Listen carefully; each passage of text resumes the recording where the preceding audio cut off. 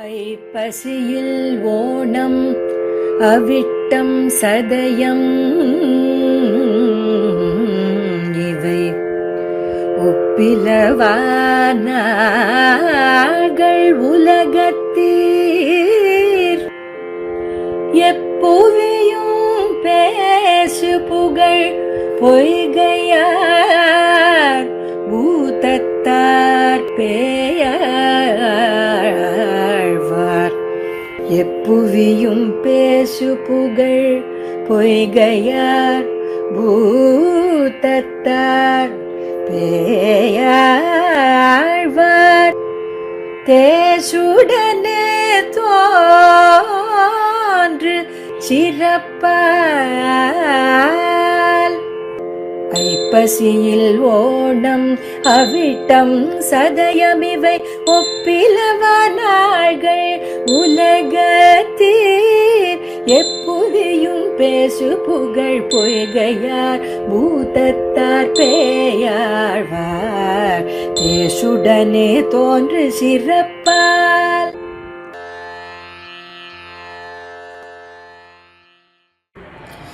श्रीशैलेशदयापात्रं धीभक्त्यादिगुणार्णवं यतीन्द्रप्रवणं वन्दे रम्यजामातरं मुनिं लक्ष्मीनाथसमारम्भां नाथयामुनमध्यमाम् अस्मदाचार्यपर्यन्तां वन्दे गुरुपरम्परां यो नित्यमच्युतपदां भुजयुग्मरुग्मव्यामोहदस्ततितराणि तृणाय मेने अस्मद्गुरोर्भगवतोऽस्य दयैकसिन्धोः रामानुजस्य चरणौ शरणं प्रपद्ये मातापिता युवतयस्तनया विभूतिः सर्वं यदेव नियमेन मदन्वयानाम् आद्यस्य नः कुलपतेर्वकुलाभिरामं श्रीमत्तदङ्घ्रियुगलं प्रणमामि मूर्ध्ना भूतं सरश्च महदाह्वयभट्टनाद श्रीभक्तिधारकुलशेखरयोगिवाहान् भक्ताङ्घ्रिरेणुपरकालयतीन्द्रमिश्रान् श्रीमत्पराङ्कुशमुनिं प्रणतोऽस्मि नित्यं श्रीरारं माडत्तिरुक्कोवलूरदनल् कारार्करमुगिलेक्काणपुक्कु ஓரா திருக்கண்டேன் என்னுரைத்த சீரான் கடலே உரைக்கண்டாய் நெஞ்சே உகந்து பிரஹ்லாததார்க்ஷ பலிசுக்ர நமுச்சியனந்த லக்ஷ்மீமிருகண்டு முனி வாசுகி சேவியமானம் காசாரபூத மகதாஹ்வய திவ்யசூரி சம்மர்தனோத்சுகமஹம் சரணம் பிரபத்யே ஸ்ரீமத்கௌஷிகவார்த்தீந்தும் ஷீலாதிகுணசாகரம் ஸ்ரீமத்கனார்ய சத்புத்திரம் வரதார்யமஹம் பஜே. ஸ்ரீமத் வேதமார்க்க பிரதிஷ்டாபனாச்சாரியராய் உபய வேதாந்த பிரவர்த்தகாச்சாரியராய் ஸ்ரீமத் பரமஹம்ச பரிவ்ராஜகாச்சாரியராக எழுந்தருளி இருக்கக்கூடிய ஸ்ரீமத் யதுகிரி யதிராஜ நாராயண ராமானுஜ ஜீயர் சுவாமிகளின் திருவடித்தாமரைகளுக்கும் மத்துமுண்டான அடியார்கள் அனைவருடைய திருவடித்தாமரைகளுக்கும் அடியனுடைய பிரணாமங்களை தெரிவித்துக் கொள்கிறேன். திவ்ய பிரபந்த தாரா என்கிற இந்த உபன்யாசத் தொடரிலே பல பல மகனீயர்களின் வாயிலாக அருளிச்செயலின் உட்பொருள்களையெல்லாம் நன்னாக ஆழ்ந்து அனுபவித்து கொண்டு வருகிறோம். அந்த வகையிலே இன்றைய தினம் இவ்வடியவனுக்கு இடப்பட்டிருக்கிற நியமனம் பேயாழ்வார் அருளி செய்த 3ஆம் திருவந்தாதியிலே 51வது பாசுரம் தொடங்கி 60வது பாசுரம் வரைக்குமான பாசுரங்களின் ஆழ்பொருள்களையெல்லாம் விண்ணப்பம் செய்ய வேணும் என்பது அடியனுடைய சிற்றறிவுக்கு எட்டின அளவிலே யதாசக்தி யதா அவகாசம் ஒருவாறு விண்ணப்பம் செய்து சத்தை பெறலாம் என்று ஆரம்பிக்கிறேன். முதலாழ்வார்களுடைய பிரபந்தம் என இந்த 3 திருவந்தாதிகளை கொண்டாடுகிறோம். முதல் திருவந்தாதி, 2ஆம் திருவந்தாதி, 3ஆம் திருவந்தாதி என்று இந்த 3 திருவந்தாதிகளுமே எம்பெருமானுடைய பரத்வத்தை பறக்க பேச வந்தவை, எம்பெருமானுடைய பரத்வத்தை அதிவாதமாக எடுத்துரைக்க வந்தவை. அப்படி பரத்வத்தை மட்டிலுமே பேசக்கூடிய பிரபந்தமா இதெல்லாம் ஒன்று பார்த்தால் அந்த எம்பெருமான் எப்பேற்பட்டவன், அப்படிப்பட்ட பரதத்துவமானவன், நாம் எல்லாருக்குமே சர்வ ரக்ஷகனாக இருக்கக்கூடியவன் என்கிற அந்த எம்பெருமானுடைய சர்வ ரக்ஷகத்துவத்தையும் காட்ட வேண்டும். அப்படி சர்வ ரக்ஷகத்துவத்தை காட்டுகிற காலத்திலே முதலாழ்வார்கள் எம்பெருமானுடைய சௌலபியம் சௌஷீல்யம் முதலான குணங்களையும் நமக்கு எடுத்துரைக்கிறார்கள். ஏன்னா எப்பேற்பட்ட பரமாத்மா, அவன் அத்தனை பெரியவன் என்பதனை மட்டும் சொல்லி என்ன பிரயோஜனம்? நாம் அனைவரும், எளிய மக்களான நாம் அனைவரும் அவனை ஆசிரியிப்பதற்கு உறுப்பாக அவன் நம்மிடையே புறையறக் கலந்து பரிமாறின சேஷ்டிதங்களையும் நம்மிடத்திலே எடுத்துரைக்க வேணுமே. அப்படி சொன்னால்தானே அந்த எம்பெருமான் இத்தனை எளியவன் நம்மிடையே வந்து நம்மோடே ஒருவனாக வாழக்கூடியவன். அப்படி வாழ்கின்ற காலத்திலே தானே பரமாத்மா என்பதனை நமக்கு காட்டுகிறான். தானே சர்வரக்ஷகன், சர்வசக்தன் என்னெல்லாம் நமக்கு காட்டுகிறான். அப்போ நாம் அவனையே பரமாத்மாவாக அறிந்து அவனையே ஆசிரியிக்க வேண்டும் என்பதனை நாம் உணர்கின்றோம். இப்படி எம்பெருமானுடைய சௌலபியம் சௌசீல்யம் முதலானவைகளை வெளியிட வேண்டுமென்னால் அவ்வெம்பெருமானுடைய அவதார சேஷ்டிதங்களிலே எல்லாம் நாம் ஈடுபட வேண்டும் அல்லவா? அப்போது அந்த அவதார சேஷ்டிதங்களை பேசினால்தானே இந்த எம்பெருமானுடைய நீர்மை குணம் வெளியிடும். அப்படி அந்த நீர்மை குணமானது வெளிப்பட்டதாக ஆகும். அப்படிப்பட்ட சேஷ்டிதங்கள் பலவத்தை பேயாழ்வார் முன்னான் திருவந்தாதியிலே ஆச்சரியமாக எடுத்துரைத்து கொண்டிருக்கிறார். அதில் 51வது பாசுரத்திலே கீழ 50வது பாசுரத்தாலே எம்பெருமான் ஸ்ரீ கஜேந்திராழ்வானுடைய ஆபத்தை போக்கினான் என்று அருளி செய்திருந்தார். ஆழ்ந்த மணிநீர் சுனை வளர்ந்த மா முதலை கொன்னான் அணிநீல வண்ணத்தவன் என்று அந்த 50வது பாசுரத்திலே அருளி செய்திருந்தார். அப்படி கஜேந்திராழ்வானுடைய ஆபத்தை போக்கின எம்பெருமானே அடியார்கள் எல்லாருடைய ஆபத்துகளையும் போக்கி மிகச்சிறந்த புருஷார்த்தம் என்று சொல்லப்படுகிற அந்த திருநாடாகிற பேரின்ப பெருவாழ்ச்சி அதனையும் நமக்கு அளிக்கிறான் என்று எல்லாருக்குமான உபாயபூதனாக எம்பெருமான் இருக்கிறான் என்று இந்த 51வது பாசுரத்தாலே அருளி செய்கிறார். அவனே அருவரையால் ஆனிரைகள் காத்தான், அவனே அணிமருதம் சாய்த்தான், அவனே கலங்கா பெருநகரம் காட்டுவான் கண்டீர், இலங்காபுரம் எரித்தான் எய்து. அவனே அவனே என்ன அந்த எம்பெருமானே எல்லாம், அந்த எம்பெருமானே அப்படிங்கிறத ரொம்ப ஆச்சரியமாக அவன் செய்து போந்த ரக்ஷணங்களையெல்லாம் காட்டுகிறார்.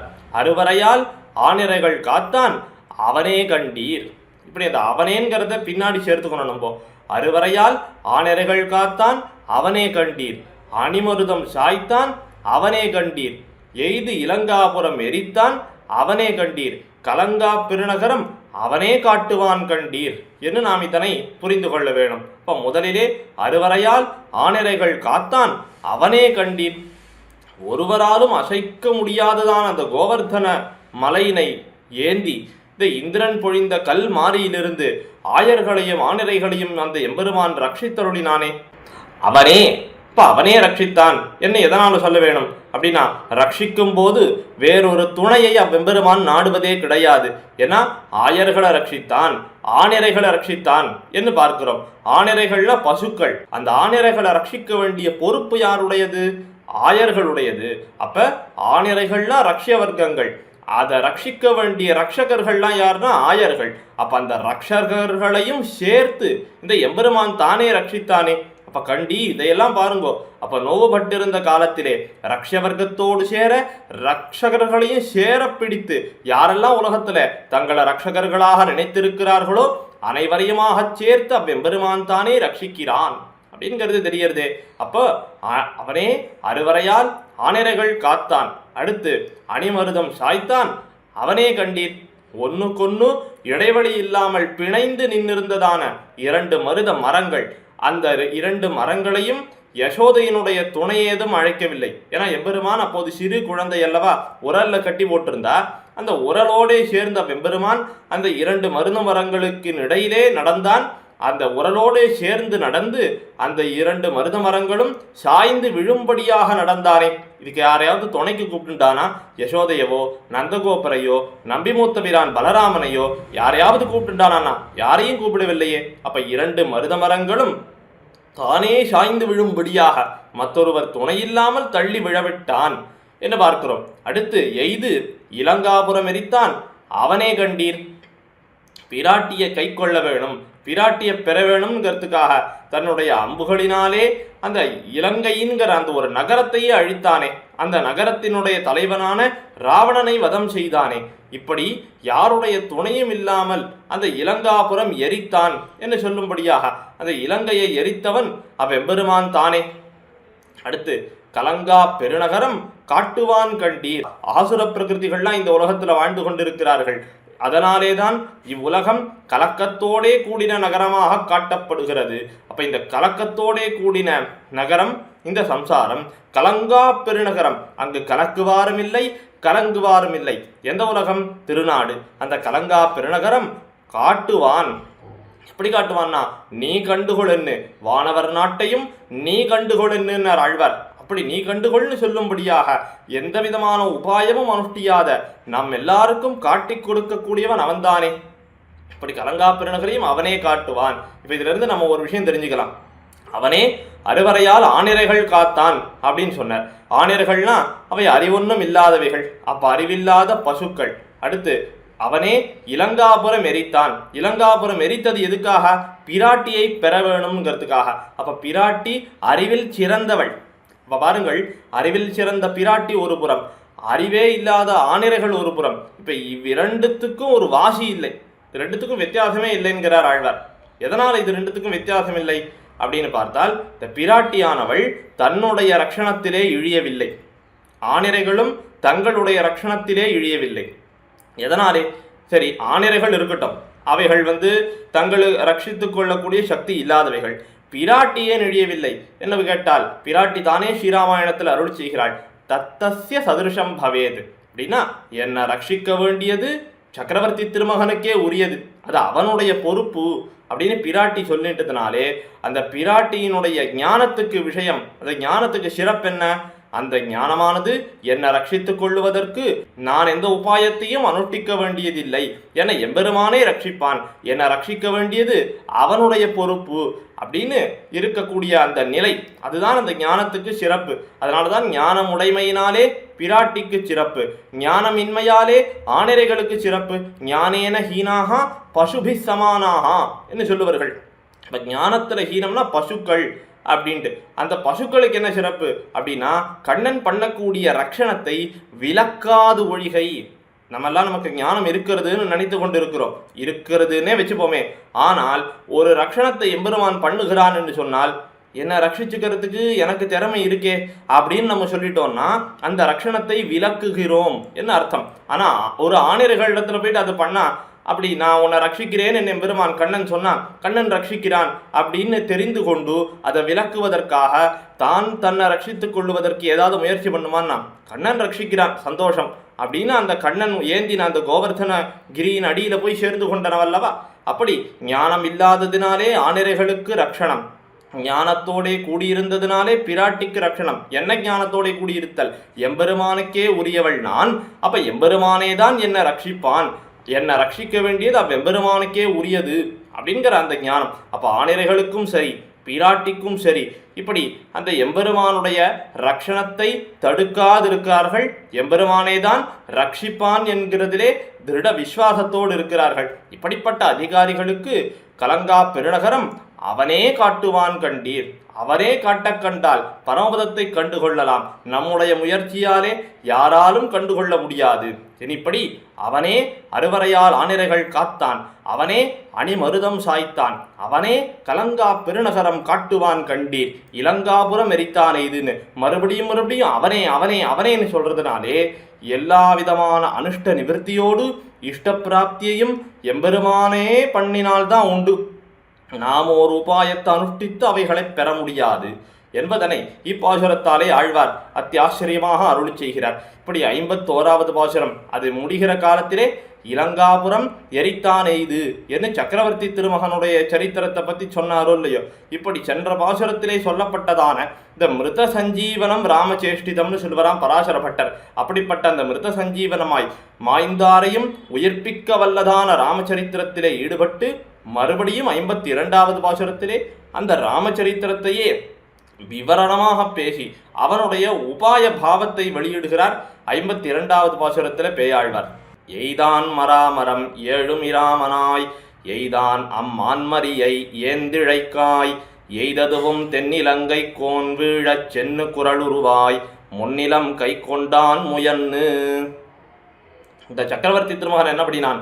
எய்தான் மராமரமேழும் இராமனாய், இராமனாய் மராமரமேழும் எய்தான். எம்பெருமானே சர்வலோக பிதா, அப்படிப்பட்ட எம்பெருமான் தன் பிள்ளையொருவனுக்கு பிள்ளையாக வேணும்னு திருவுள்ளம் பத்தி பிதரம் ரோச்சையாமாகன்னு சொல்லும்படியாக இந்த தசரத சக்கரவர்த்திக்கு திருமகனாக பிறந்தானே, அதுவே எம்பெருமானுடைய நீர்மை குணத்தை வெளிப்படுத்துகிறது. இதுக்கு மேலேயும் எம்பெருமான் ஒரு காரியம் பண்ணினான். என்ன பண்ணான்னா, குரங்குகளோடே கலந்தான், அவர்களோடே நட்பு பாராட்டி கொண்டு சேர்ந்து கொண்டிருந்தான். சுக்ரீவனை நம்ப வைக்க வேணும் இவன் நல்ல ஒரு வீரியவான் அப்படிங்கிறத காட்ட வேணுங்கிறதுக்காக 7 மராமரங்களை ஓர் அம்பாலே எய்தானே. ஓர் அம்பாலே 7 மரங்கள் துளைபட்டு விழும்படியாக செய்தான் அல்லவா. இப்படி எய்தான் மராமரமேழும் இராமனாய். அடுத்தபடியாக எய்தான் அம்மான்மரியை ஏந்திழைக்காய். எய்தான் அம்மான்மரியை, அந்த பிராட்டி ஆசைப்பட்டாள்ங்கிறதுக்காக நின் அன்பின் வழி நின்று என்ன பெரியாழ்வார் அருள் செய்தா போலே இந்த ஏந்திழைக்காய் பிராட்டியை பற்றி இவ்விடத்துல பெரியாழ்வார் ஏந்திழைக்காய்ன்னு சொல்றார். ஏந்திழைனா நன்னாக அணிந்துள்ள சர்வாபரண பூஷிதையாக எழுந்துள்ளி இருக்கிற பிராட்டி. அந்த பிராட்டியின் இடத்துல எம்பெருமானுக்கு இருந்த அத்தியந்தமான பிரீத்தி விசேஷத்தாலே அந்த அன்பினாலே தூண்டப்பட்டு என்ன பண்ணினான், அம்மான்மரியை எய்தான். மரியை அப்படின்னா அந்த குட்டியைன்னு அர்த்தம், மான் குட்டியை. இந்த மாரீச்சன் மாயமான் வந்தானே, அந்த மான்மரியை எய்தான், அம்பெய்தான். ஆனால் பெருமாள் என்ன யோசிச்சிருக்கணும், ஒரு மான் குட்டிக்காக போய் இந்த ராமபாணத்தை போய் வீணடிக்கிறதா அப்படின்னு யோசித்திருக்க வேணும். ஆனால் எம்பெருமான் யோசிக்கவில்லை. எதனாலே, ஏந்திழைக்காய் அந்த பிராட்டி பேர்ல இருந்த அத்தனை அன்பினாலே அந்த மான்மரியை மான் குட்டியை எம்பெருமான் வீழ்த்தினான். இந்த மரியைனா மான் குட்டியைன்னு அர்த்தம் பண்ணினார் பெரியவாச்சான் பிள்ளை என்கிற மகாச்சாரியர். ஆனால் அப்பிள்ளை என்கிற மகாச்சாரியர் மற்றொரு விதமாக அர்த்தம் பண்ணியிருக்கார். எய்தான் அம்மான் மரிய ஏந்திழைக்காய், அந்த மான் புரண்டு விழும்படியாக. அப்போ எம்பெருமான் எப்படி பொருள் கொண்டாலும் எம்பெருமான் பிராட்டியினுடைய அந்த ஆபரண சேர்த்தி அழகிலே ஆழங்காற்பட்டான். அந்த ஆழங்காற்பட்டதினாலே தனக்கு மேல் விளையக்கூடிய ஒன்றத்தை அறியாமல் செயல்படக்கூடிய ஒரு சாமானிய மனிதனை போலே இந்த மான் புரண்டு விழும்படியாக அம்பெய்தான். என்ன அப்பிள்ளை அருள் செய்கிறார், இப்படி எய்தான் மான்மரியை ஏந்திழைக்காய். சரி, ஏந்திழைக்காய் மான்மரியை எய்தான் ஒரு விஷயம். அடுத்தது எய்ததுவும் தென்னிலங்கை கோன் வீழ. இந்த இடத்துல எய்ததுவும்னு சொல்றார் அப்படின்னா அந்த ஏந்திழைக்காய்னு சொன்னார் இல்லையோ, அதை இங்கேயும் சேர்த்து அன்வைத்துக் கொள்ள வேணும். ஏந்திழைக்காய் எய்ததுவும் தென்னிலங்கை கோன் வீழ.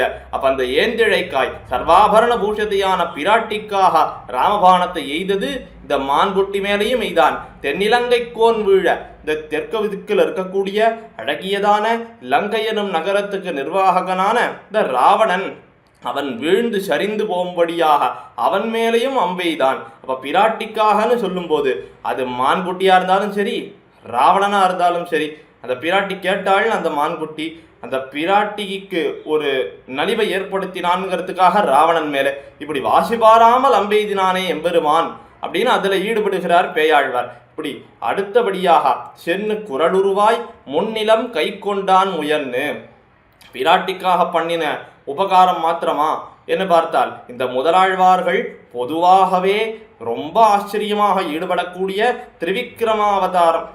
இது பல இடங்களிலே பேசலைன்னா இந்த முதலாழ்வார்களால் தரிக்கவே முடியாது. அதனால இந்த திரிவிக்ரமாவதாரத்தை அங்கங்கே எடுத்துரைக்கிறார்கள். இப்படி பிராட்டிக்காக அம்பெய்தினது மட்டுமா இவ்வெம்பெருமான் செய்தான் என்று பார்த்தால் சென்னு குரலுருவாய் முன்னிலம் கை கொண்டான் முயன்னு. முன்னு குரலுருவாய், இந்த முன்னொரு காலத்திலே ஸ்ரீ வாமனனாக மகாபலியினுடைய யாக பூமிக்கு போனான். அந்த யாக பூமிக்கு போகும்போது என்ன பண்ணினான்னா தன்னுடைய வடிவழகை காட்டினான். யாருக்கு இந்த எம்பெருமான் இத்தனை சீக்கிரமாக இந்த வடிவழகை காட்டுவான்? அடியார்கள்லாம் புலம்புறார்கள், இந்த எம்பெருமான் வடிவழகை காட்டவே மாட்டேங்கிறானே அப்படின்னு. ஆனால் இப்படி மகாபலி போல்வாருக்கு தான் தன் வடிவழகை காட்டி திருத்துகிறான். இப்படி தன் வடிவழகை காட்டினான். மழலையாக 4 வார்த்தைகள் பேசினான். எம்பெருமான் கொடுத்து பழகினவன் இல்லையா, தானம் கேட்கறதுக்கே தெரியல. அதுவும் சின்ன வடிவத்தோடு போய் தானம் கேட்கறதால இந்த குழந்தைக்கு தானமே கேட்க தெரியல, ஆனால் என்னமா பேசுறது தெரியுமா அப்படின்னு அந்த மகாபலியே கொண்டாடும்படியாக அந்த மடல பேச்சுகளாலே அவனை மயக்கி தன் சிறிய காலை காட்டி பெரிய வடிவத்தோடு எடுத்து உலகங்களையெல்லாம் தாவி அளந்தான். அப்படி அளந்ததுனால என்னாச்சு, எல்லா உலகங்களையும் சுவாதீனப்படுத்தி கொண்டான். அது ஒரு விஷயம். இன்னொன்று, எல்லாருக்குமாக தன்னுடைய திருவடி சம்பந்தத்தை கொடுத்தானே. வசிஷ்ட சண்டால விபாகமர எல்லாருக்குமாக தன்னுடைய திருவடி சம்பந்தத்தை கொடுத்தான் அல்லவா. இப்படி எல்லாருக்கும் திருவடி சம்பந்தத்தை கொடுக்கறதுனாலே இந்த எம்பெருமான் தான் உடையவன், நாம் அனைவரும் உடைமைகள். அந்த உடைமையை ரட்சிப்பதற்காக எம்பெருமான் ஒரு பேர் இறப்பாளனாக போய் கூட எல்லாவற்றையும் சுவாதீனப்படுத்தி கொள்ளுவான். இந்த உடைமையை தன்னதாக ஆக்கி கொள்வான். அதற்காக எந்த அளவுக்கு வேண்டுமானாலும் எம்பெருமான் முயன்னு இறங்கி செய்வான் அப்படிங்கிறது நமக்கு தெரியறது. இதனாலே இயற்கையாகவே எம்பெருமானுக்கு இருக்கக்கூடிய உபாயத்துவம், ஒரு சேதன லாபத்துக்காக எம்பெருமான் எப்பேற்பட்ட முயற்சிகளை பண்ணுகிறான். அதனாலதான் முன்னிலம் கை கொண்டான் முயன்னுன்னு சொல்றார் ஆழ்வார். முயன்னுன்னா இவை எல்லாம் என்னுடையதுன்னு சங்கல்பம் பண்ணிட்டாலே எல்லாமே எம்பெருமானிடத்துல வந்து சேர்ந்துடுமே. ஆனா அப்படி பண்ணாமல் அவதாரம் செய்து சேத்தன லாபத்தை சம்பாதித்துக் கொள்ளுகிறான் எம்பெருமான் என்ன இந்த 52வது பாசுரத்தாலே பேழ்வார் அருளி செய்கிறார். எய்தான் மராமரம் ஏழும் இராமனாய் எய்தான் அம்மான்மரியை ஏந்திழைக்காய் எய்ததுவும் தென்னிலங்கை கோன்வீழ சென்னு குரலுருவாய் முன்னிலம் கை கொண்டான் முயன்னு என்ன 52வது பாசுரம். இப்படி நம்ம பெறுவதற்காக பெருமுயற்சிகள் பலவத்தை செய்கிறான். மேலும் செயற்கரிய செயல்கள் அகடித கடனா சாமர்த்தியம்னு சொல்லுவோமே, அப்படிப்பட்ட செயல்களையும் அவ்வெம்பெருமான் செய்கிறான். அப்போ அந்த எம்பெருமானையே நாம் ஸ்வயம் பிரயோஜனமாக அனுபவிக்க வேண்டுமே. நமக்காக நம்ம அடைவதற்காக இத்தனை முயற்சிகள் எம்பெருமான் செய்கிறான் என்று அறிந்து கொண்ட பிற்பாடு மனமே, நீ அவ்வெம்பெருமானை அறிந்து அனுபவிப்பதற்கு உன்னாலான முயற்சிகளை நீ பண்ணணும் இல்லையோ என்ன தம்முடைய நெஞ்சத்துக்கு உபதேசிக்கிறார். அப்ப இந்த உபதேசத்தால நம்ம என்ன தெரிஞ்சுக்கணும்னா, நாம் முயற்சி பண்ணி ஒன்றும் எம்பெருமான் அடைந்து விட போவதில்லை. நாம் பண்ணக்கூடிய ஒரு சிறு முயற்சி என்று சொல்லலாம்படியாக, ஒரு சின்ன துகள் போலே என்று சொல்லலாம்படியாக எம்பெருமான் ஏகப்பட்ட முயற்சி பண்ணிட்டு இருக்கார். சிருஷ்டி அவதாராதி முகத்தாலே பண்ணின கிருஷி பலம் என்று பிளலோகாச்சாரியர் தெரிவிக்கும்படியாக இந்த அவதார சேஷ்டிதங்கள் எல்லாம் எதுக்காக?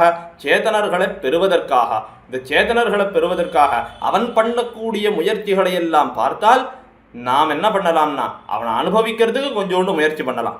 இவ்வளவுதான் பண்ண முடியும் என்ன அந்த நெஞ்சத்தினிடத்திலே இந்த சிறு முயற்சியாவது நீ எடுத்து செய் என்று உபதேசிக்கிறார் ஆழ்வார் 53வது பாசுரத்தாரே. முயன்னு தொழு நெஞ்சே மூரி நீர் வேலை இயன்னமரத் தாளிலையில் மேலால் பயின்னங்கோர் மண்ணலங்கொள் வெள்ளத்து மாயக்குழவியாய் தன்னலங்கள் மாலையாந்தாள். முயன்னு தொழு, இந்த முயன்னு தொழுன்னு அந்த மனசுக்கு உபதேசம் பண்றார். எனக்கு வசப்பட்டது நீ மட்டும்தான் மனசே. இப்படி அனாதிகாலமாக பற்பல முயற்சிகளையும் அவனை அடையணுங்கிறதுக்காக நீ பண்ணிட்டு இருக்கியே, நீ அவ்வளவுலாம் பண்ண வேண்டாம். ஒன்றை அடையறதுக்கு எம்பெருமான் நிறைய முயற்சிகளை பண்ணி வைத்திருக்கிறான்.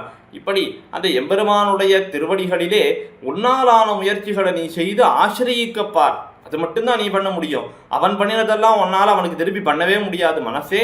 இப்படி மேலே மூரி நீர் வேலை என்ன மரத்து ஆளிலையின் மேலால் அந்த எம்பெருமான் மேலே என்ன செய்தான்? அந்த எம்பெருமான் நீ எங்கே போய் ஆச்சரிக்க வேணும், எதை போய் முயன்னு தொழ வேணும் என்று பார்த்தால் அதை மேலே சொல்றார்.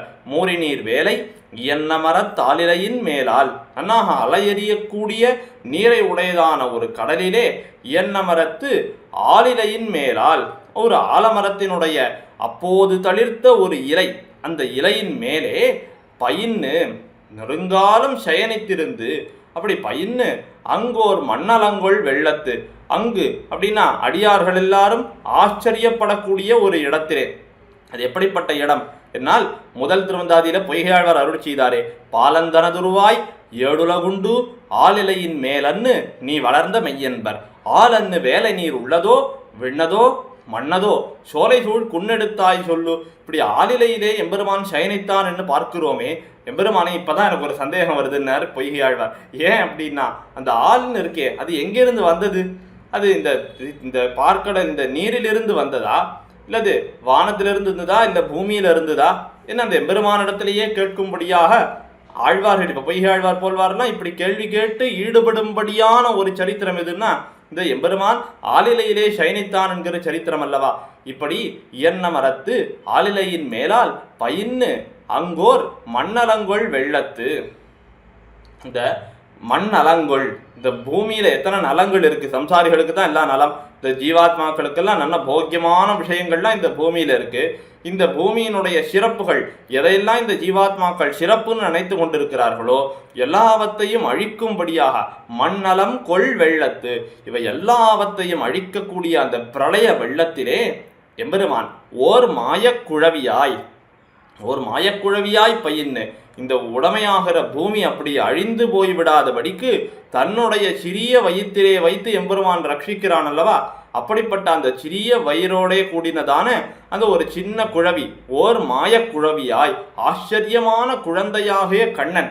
அப்படி ஆச்சரியமாக ஒரு குழந்தை சயனித்திருக்கிற காலத்திலேயும் எப்படி இருக்கிறதுனா தன்னலங்கள் மாலையான், தன்னுனா குளிர்ந்த, அலங்கள்லாம் அசையக்கூடிய, அப்ப குளிர்ந்ததாய் அசைந்திருக்கும்படியான மாலைகளாலே அலங்கரிக்கப்பட்ட அவ்வெம்பெருமானுடைய வடபத்ரசாயியான எம்பெருமானுடைய தாள் அவனுடைய திருவடிகளை முயன்னு தொழு நெஞ்சே, தன்னலங்கள் மாலையாந்தாள் முயன்னு தொழு நெஞ்சே அப்படின்னு அன்வைக்கணும். இப்படி செயற்கரிய செயலா செய்து, ஏன்னா உலகமே அழிந்து கொண்டிருக்கிறது. அப்போது ஒரு திடீரென்று தோன்றினதான ஒரு ஆலந்தளிரிலே இவ்வெம்பெருமான் கண்ணனாக சயனித்திருக்கிறான், சிறிய வடிவத்தோடு சயனித்திருக்கிறான். அப்படி சயனித்திருக்கிற காலத்திலே எல்லா உலகங்களையும் தன்னுடைய வயிற்றில் வைத்து கொண்டு ரட்சிக்கிறான் அல்லவா. இப்படி செயற்கரிய முயற்சியை செய்து உன்னை ரட்சிக்கக்கூடிய அந்த எம்பெருமானுடைய திருவடிகளை நீ முயன்னு தொழ வேணும் அல்லவா. எம்பெருமானை தானே ரட்சகன், வந்தா வரட்டும் வராட்டி போகட்டும் அப்படின்னு அலட்சியமாக விட்டுடாமல் பெரிய உற்சாகத்தோடே நீ அந்த எம்பெருமானுடைய திருவடிகளை ஆசிரியிக்க வேணும். என்ன இந்த 53வது பாசுரத்தாலே ஆழ்வார் ஆச்சரியமாக காட்டுகிறார். முயன்னு தொழு நெஞ்சே மூரி நீர்வேலை இயன்ன மரத் தாளிலையின் மேலால் பயின்னங்கோர் மண்ணலங்கொள் வெள்ளத்து மாயக் குழவியாய் தன்னலங்கள் மாலையாந்தாள். இப்படி அந்த எம்பெருமான் வடதலசாயியாக சயனிச்ச சரித்திரத்தை அருள் செய்தார். இப்படிப்பட்ட ஒரு அற்புதமான சேஷ்டிதத்தை அனுசந்தித்த பிற்பாடு அதை போல பல செயல்களை கண்ணன் எம்பெருமான் செய்தானே, அவைகளிலே எல்லாம் ஈடுபட்டு 54வது பாசுரத்தை ஆழ்வார் அருள் செய்கிறார். தாடால் சகடம் உதைத்து பகடுந்தி கீழா மருதிடை போய் கேழலாய் மீளாது மண்ணகலம் கீண்டு அங்கோர் மாதுகந்தமார்வர்க்கு பெண்ணகலம் காதல் பெரிது. கண்ணன் என்ன பண்ணினான்? தாளால் சகடம் உதைத்து பகடு உந்தி. என்ன இப்படி அந்த கண்ணனுடைய சரித்திரம் கீழா மருதிடை போய் என்ன இந்த 3 விஷயங்கள் எடுக்கிறார். தாளால் சகடம் உதைத்து அசுராவேஷத்தாலே தன் மேலே விழக்கூடிய அந்த சகடத்தை, இந்த மாட்டு வண்டின்னு இருக்குமே அந்த சகடத்தை எம்பெருமான் உதைத்தான். எதனால உதைத்தான்? அந்த யசோதை கண்ணபிரானை அந்த சகடத்தின் கீழே சயனிக்கும்படியாக வைத்து விட்டு போனாள். கொஞ்ச நேரத்தில் வந்துடுறேன், பால் கொடுக்குறேன் அப்படின்னு போனாள். ஆனால் அந்த எம்பெருமான் சயனித்திருந்தான், இன்னும் பால் குடிக்கிற நாழி ஆயிடுத்து, இன்னும் பால் வரவில்லை. அதனால் அந்த முலை வர தாழ்ந்ததுன்னு உடனே கண்ணபிரானுக்கு ஒரு கோபம் ஏற்பட்டது. ஆனால் இந்த யசோதை என்ன பண்ணினாள்? அந்த சகடத்தை அந்த குழந்தைக்கு ரட்சகமாக வச்சுட்டு போனாள் இல்லையா, அந்த சகடத்தின் மேலேயே தான் அசுராவேஷம் ஏற்பட்டது. அந்த எத்த ரட்சகமாக வைத்து போனாலோ அந்த ரட்சகமாக வைத்த சகடமே எம்பெருமானை அழிக்க முற்பட்டது. மேலும் இந்த எம்பெருமானுக்கு இப்போ பால் கொடுக்கலையோ இல்லையோ, கோபம் வந்துடுது, இன்னும் பால் வரவே இல்லை, நேரம் கடந்து போயிடுதுன்னு உடனே அப்படி சாதாரணமாக பால் வரலையேன்னு நிமிர்ந்த ஒரு திருவடி, அந்த திருவடிகளாலேயே உதைத்து அந்த சகடமானது முறிந்து கீழ் விழுந்து அழிந்தது என்று பார்க்கிறோம். ஆக தாளால் சகடம் உதைத்து பகடு உந்தி, பகடுனால் யானைன்னு அர்த்தம், உந்தி அப்படின்னா அந்த யானையானது அது உருண்டு விழும்படியாக. இப்போ பகடு உந்தி இப்படி புகுவாய் நின்ன போதகம் வீழ பொருதானோர் என்ன அந்த கம்சனுடைய தனுர்யாகத்தை காண வேணும்னுங்கிறதுக்காக, அந்த வில் விழவ பார்க்கணும்னுங்கிறதுக்காக கண்ணன் தன்னுடைய அண்ணனான நம்பிமூத்தபிரான் பலராமனோட எழுந்துள்ளக்கூடிய காலத்திலே அந்த கண்ணபிரான் உள் புகக்கூடிய வாசலிலே தன்னை அழிப்பதற்காக வந்த அந்த குவலையா பீடம் என்கிற அந்த யானையை தன்னுடைய திருக்கரங்களாலே புரண்டு விழப்பண்ணினானே. ஆக பகடு உந்தி. அடுத்து கீழா மருதிடை போய், ஏற்கனவே பார்த்தா போலே அந்த இடைவெளி இல்லாமல் ஒன்னோடொன்று பிணைந்து நின்னதான மருத மரங்களின் இடையிலே அவை வேரோடே கீழே விழும்படியாக செய்து தவழ்ந்து போய் அந்த மரங்கள் விழுந்து அதன் மேலிருந்ததான அந்த அசுராவேஷமானது நீங்கும்படியாக அப்படி கீழா மருதிடை போய். அடுத்து கேழலாய் மீளாது மண்ணகலம் கீண்டு. அடுத்து இப்போ வராகாவதாரத்துக்கு போயிட்டார்.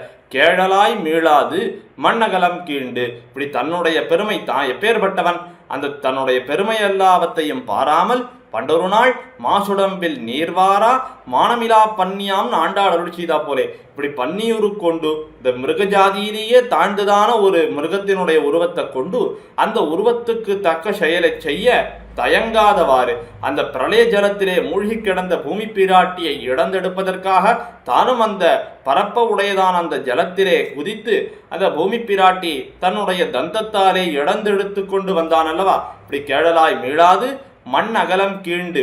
இப்படிப்பட்ட சேஷ்டிதங்களை செய்த அந்த எம்பெருமானுக்கு ஓர் மாதுகந்த மார்வர்க்கு, அந்த எம்பெருமான் மேலும் எப்படிப்பட்டவன், ஓர் மாது உகந்த மார்வர்க்கு மீளாது மண்ணகலம் கீண்டுன்னு பூமி பிராட்டியாரை இழந்தெடுத்த சரித்திரத்தை சொன்னார். ஓர் மாது அப்படின்னா பெரிய பிராட்டியார். ஏன்னா ஒப்பற்ற மாதியார்னா பெரிய பிராட்டியார் தான். நாரீணாம் உத்தமாவது என்று சொல்லப்படக்கூடியவள். அதாவது பெண்களுக்குள்ளேயே ஒப்பத்தவள் பிராட்டி தான், ஒப்பவரில்லா மாதர். அப்படிப்பட்ட அந்த பெரிய பிராட்டியார் இறையும் அகலகில்லேன் என்று சொல்லி கொண்டு தான் அந்த மார்பை விட்டு பிரிவதற்கு சக்தி இல்லாதவளாக இருக்கிறாளே. அப்படிப்பட்ட அந்த பெரிய பிராட்டியார் உகந்த மார்ப உடையவனான எம்பெருமானுக்கு பெண்ணகலம் காதல் பெரிது. இந்த பூமி பிராட்டியாருடைய இனியதான திருமேனியிலே அத்தனை அன்பு கரை புரண்டிருக்கிறது என ஆச்சரியமாக ஆழ்வார் அருள் செய்கிறார்.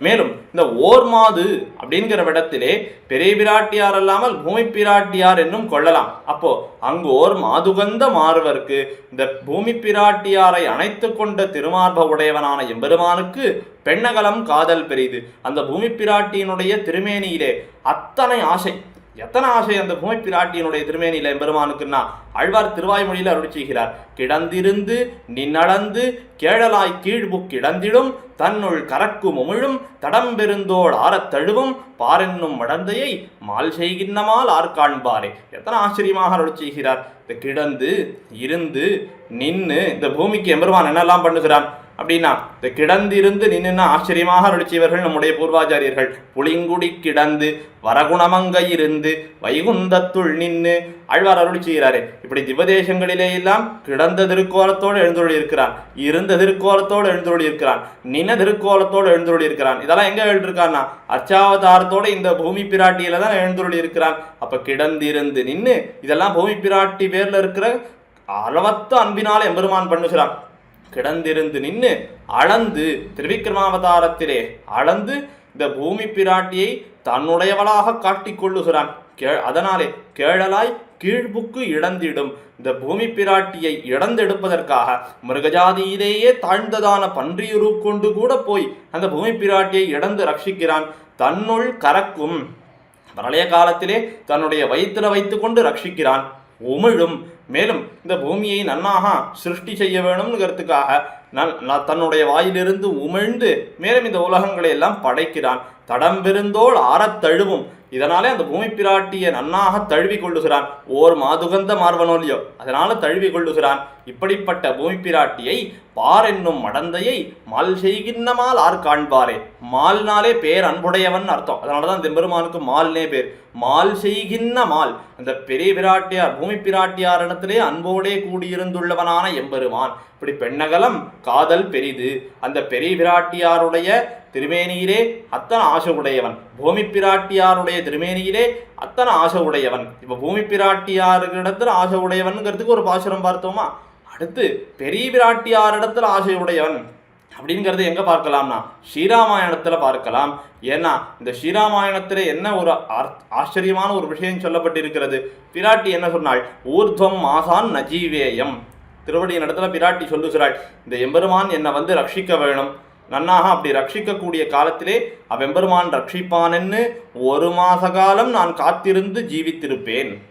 என்ன பிராட்டியினுடைய வார்த்தை இப்படி இருக்கிறது. அப்போ 1 மாசத்துக்கு மேல உயிர் வாழ மாட்டேன்னு சொன்னான். அப்படின்னா என்ன அர்த்தம்? 1 மாசம் இருக்கேன்னு அர்த்தம்.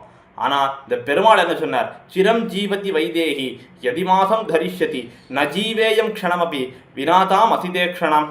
என்னை பிரிந்து பிராட்டி 1 மாசம் உயிரோடு இருப்பேன்னு சொல்றாளே, நஜீவேயம் க்ஷணமபி, நான் அவளை பிரிந்து ஒரு க்ஷணம் கூட உயிரோடு இருக்க முடியலையே அப்படின்னு பெருமாள் சொல்றார். அப்போ ஒரு க்ஷணம் கூட இருக்க முடியலன்னா பெருமாள் பிராட்டியை அடையிற வரைக்கும் எவ்வாறு உயிர் தரித்திருந்தார் அப்படிங்கிற கேள்வி ஏற்பட்டால், பிராட்டி இருந்தாலோ இல்லையோ, பிராட்டி தரித்திருந்தாலோ இல்லையோ, அவள் தரித்திருந்ததுதான் இவ்வெம்பெருமானை தரித்திருக்கும்படியாக செய்தது என நம்முடைய பூர்வர்கள் அருளி செய்கிறார்கள். அப்போ அந்த பெரிய பிராட்டியாரை பிரிந்து ஒரு க்ஷணம் கூட இருக்க முடியலையே அப்படின்னு அந்த எம்பெருமான் சொல்லுகிறான் என்று பார்த்தால் பெண்ணகலம் காதல் பெரிது.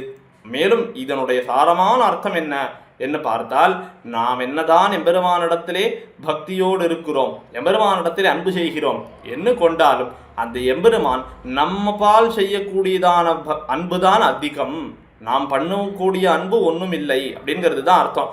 அப்போ அந்த எம்பெருமானுக்குத்தான் நம்மேல அத்தனை அன்பு ஆசை பரிவு எல்லாமுமே. அப்படி பெண்ணகலம் காதல் பெரிது. சேத்தன லாபத்துக்காக அந்த சேத்தனர்கள் பேர்ல எம்பெருமான் எத்தனை அன்பு வைத்திருக்கிறான் அப்படிங்கிறதுக்கு இந்த பாசுரமே தான் உதாரணம். எப்படி அந்த பிராட்டியின் இடத்துல அத்தனை ஆசைப்படக்கூடியவனான எம்பெருமான் தான் செய்கின்ற செயல்களையெல்லாம் பிராட்டிக்காகத்தானே பண்ணி இருக்கிறார். ஏன்னா அந்த எம்பெருமானுடைய செயல்களையெல்லாம் அனுபவித்தார் பேயாழ்வார் 54வது பாசுரத்தாலே. தாளால் சகடமுதைத்து பகடுந்தி கீழா மருதிடை போய் கேழலாய் மீளாது மண்ணகலம் கீண்டு அங்கோர் மாதுகந்த மார்வர்க்கு பெண்ணகலம் காதல் பெரிது இப்படி அருளி செய்தார். அடுத்து இப்படி பெரிய பிராட்டியாரிடத்திலேயும் பூமி பிராட்டியாரிடத்திலேயும் பெருங்காதல் கொண்டவனான அந்த எம்பெருமானுடைய திருமேனி அழகிலே ஈடுபடுகிறார் பேயாழ்வார். பெரிய வரைமார்பில் பேராரம் பூண்டு கரிய முகிலிடை மின்போல தெரியுங்கால் பானொடுங்க வண்டரையும் பங்கயமே மத்தவந்தன் நீழ்நெடுங்கண் காட்டும் நிறம். பெரிய வரைமார்பில் பேராரம் பூண்டு அந்த எம்பெருமான் எழுந்தருளக்கூடிய அழகை எப்படி அனுபவிக்கிறார்னு பாருங்கள். பெரிய வரைமார்பில் அந்த பெருமாளுடைய ஹாரம், அந்த திருமார்பிற்கு அவன் அணிந்திருக்கிற ஹாரத்தாலே அளவுபடுத்த முடியாதபடியாக பெரிய மலை போல் இருக்கிறதா எம்பெருமானுடைய திருமார்பு. அப்படிப்பட்ட பெரிய வரை மார்பில் பேராரம் பூண்டு அவன் அணிந்து கொண்டிருக்கிற ஹாரம் எப்படிப்பட்டதுன்னு கேட்டா பெரிய ஹாரம். அதை எப்படி எம்பெருமான் தரித்திருக்கிறான்னா இரண்டாக மடித்து சாத்த வேண்டும்படியாக நீண்டு இருக்கிறதா அந்த ஹாரம். அப்படிப்பட்ட பேராரம் பூண்டு கரிய முகிலிடை மின் போல நன்னான கார் மேகம், இந்த கார் மேகத்தின் நடுவிலே மின்னல் வெட்டினார் போலே அந்த கருத்த திருமேனியிலே எம்பெருமான் அணிந்திருக்கிற திருவாபரணங்கள்லாம் வெளுத்த ஆகாரங்களாக இருக்கின்றனா. என்ன இதுக்கு அர்த்தம்? அப்படி கரிய முகிலிடை மின் போல தெரியுங்கால் இப்படிப்பட்ட ஆபரண சோபை எம்பெருமானுடைய திருவாபரண சோபையானது இப்படி அமைந்திருக்கிறது.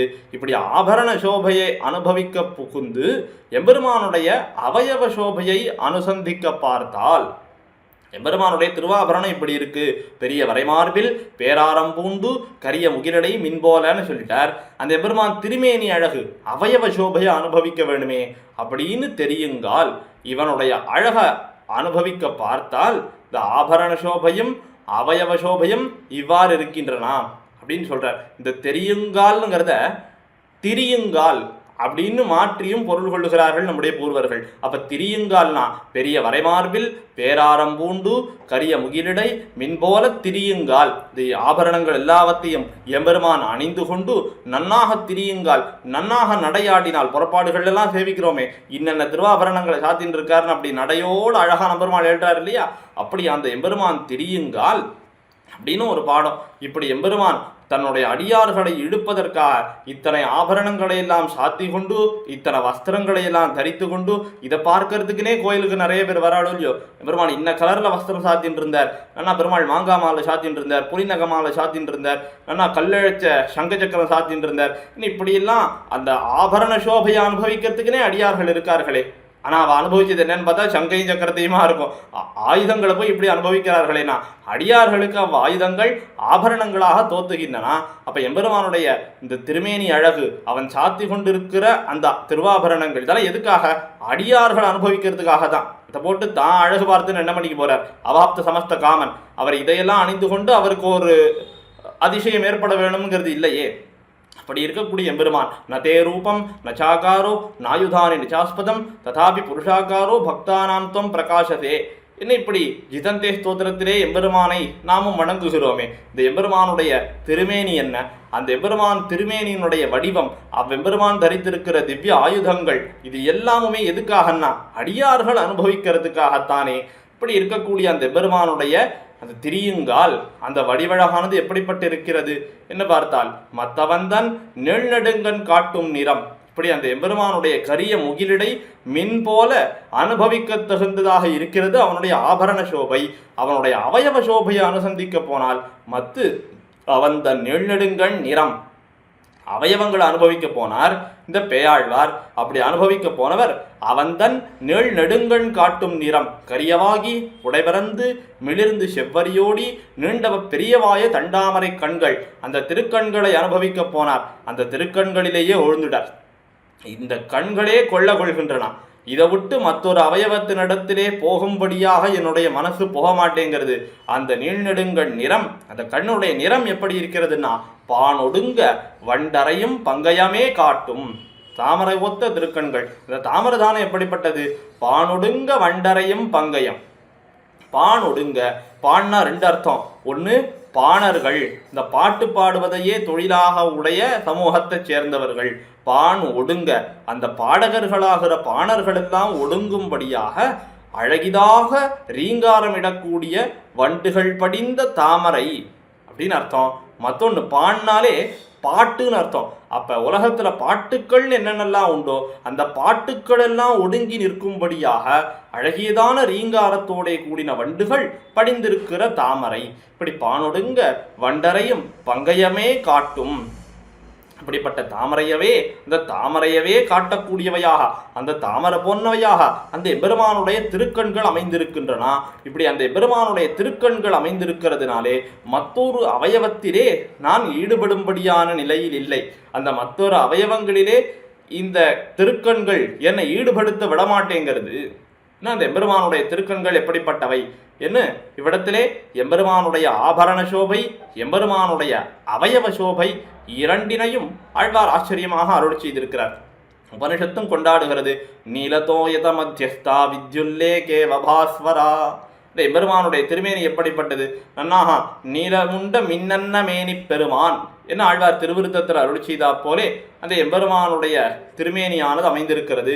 அந்த திருமேனியிலே ஹாரங்களையெல்லாம் எம்பெருமான் அணிந்து கொண்டு தன் அடியார்களையெல்லாம் கவர்ந்து இழுப்பதற்காக திரிகிறானே, அப்படி சேவிக்கிற காலத்திலேயும் அவ்வெம்பெருமானுடைய திருக்கண்களின் அழகே அத்தனை ஈடுபடுத்துகிறது என்ன 55வது பாசுரத்தாலே ஆழ்வார் அருள் செய்திருக்கிறார்.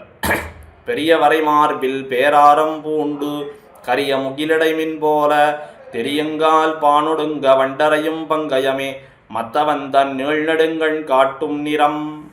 இப்படி அந்த எம்பெருமானுடைய வடிவழகிலே ஈடுபட்டவராய் அவனுடைய ஆபரண சோபை என்ன அவயவ சோபை என்ன இவைகளையெல்லாம் அனுபவிக்க புகுந்து அந்த வடிவழகிலே நம்மாலே ஆழ்ந்து போக முடியுமே தவிர அதனுடைய அளவினை நம்மாலே சொல்ல முடியாது. ஏன்னா அதுக்கு காரணம் என்னன்னா அந்த வடிவழக உடையவனான எம்பெருமான் திருவுக்கும் திருவாகிய செல்வன் இன்னும் பெரிய விராட்டியாருக்கு நாதனாக இருக்கிறதுனாலே என்ன மேல 56வது பாசுரத்தாலே ஆழ்வார் அருள் செய்கிறார். நிறம் வெளிது செய்து பசிது கரிதென்னு இறையுருவம் யாமறியோம் எண்ணில் நிறைவுடைய நாமங்கைதானும் நலம் புகழவல்லளே பூமங்கை கேழ்வன் பொலிவு. இப்படி 56வது பாசுரத்தாலே இறை உருவம் எம்பெருமானுடைய சர்வசுவாமியான எம்பெருமானுடைய திவ்யமங்கள விக்கிரகமானது யாம் அறியோம். இறை உருவம்னு சொன்னதுனாலேயே எம்பெருமானுக்கு உருவம் இல்லை என்று சொல்லக்கூடியவர்களுடைய பட்சத்தை ஆழ்வார் கண்டிக்கிறார். இப்படி இறை உருவமானது எப்படிப்பட்டது? அவ்வெம்பெருமானுடைய திருமேனியினுடைய நிறம் அது எப்படிப்பட்டதுன்னா வெளிது செய்து பசிது கரிது என்ன இப்படி 4 விஷயங்களை சொல்றார். ஏன்னா எம்பெருமானுடைய திருமேனி அது வெளுத்திருக்குமா சிவந்திருக்குமா அல்லது பசுமையாக பச்சையாக இருக்குமா கருத்த நிறத்தோட கூடினதாக இருக்குமா அப்படின்னா தெரியல. யாம் அறியோம். ஏன் ஆழ்வார்க்கே தெரியலன்னா உபனிஷத்தே பலவாறாக சொல்லுகின்றனவே. நீலதோயத மத்தியஸ்தா வித்யுல்லேகேவ பாஸ்வரா என்ன எம்பெருமானுடைய அந்த திருமேனியானது கருத்த மேகத்தோடு அந்த மேகத்தை போனது என்ன ஒரு வாக்கியம் சொல்றது. ஆதித்ய வர்ணம் என்ன அந்த பொன்னிறமானது அப்படின்னு சொல்றது.